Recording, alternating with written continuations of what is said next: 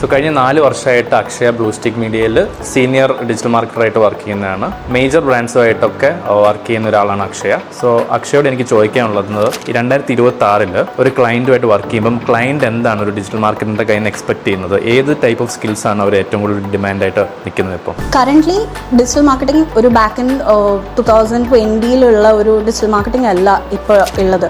ഒരുപാട് റാപ്പിഡ് ആയിട്ടുള്ള ചേഞ്ചസ് വന്നു. ഇത് പെസി ആയിക്കോട്ടെ, പെയ്ഡ് ആഡ്സ് ആയിക്കോട്ടെ, പല രീതിയിലുള്ള അപ്ഡേറ്റ്സും കാര്യങ്ങളും വന്നു. AI-ൻ്റെ അഡോപ്ഷൻ വന്നു മാർക്കറ്റിംഗിൽ.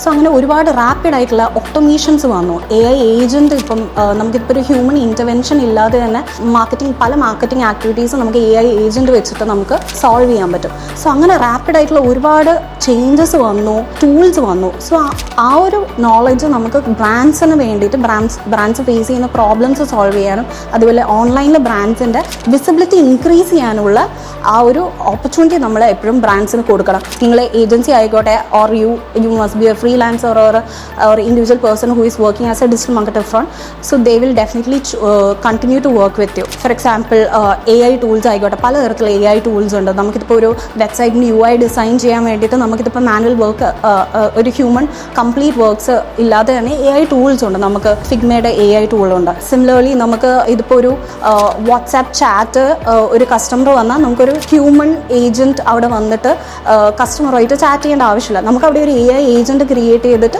അവൈലബിലിറ്റി കൊണ്ടുവരാൻ പറ്റും. സോ അങ്ങനെ പല രീതിയിലുള്ള, ഫോർ എക്സാമ്പിൾ ഇതൊരു D2C ബ്രാൻഡ് ആയിക്കോട്ടെ, ഇന്ന് നിങ്ങൾ ഷോപ്പിഫൈയോ മാർക്കറ്റ് പ്ലേസിലോ മാത്രമല്ല ഒതുങ്ങി നിൽക്കേണ്ടത്.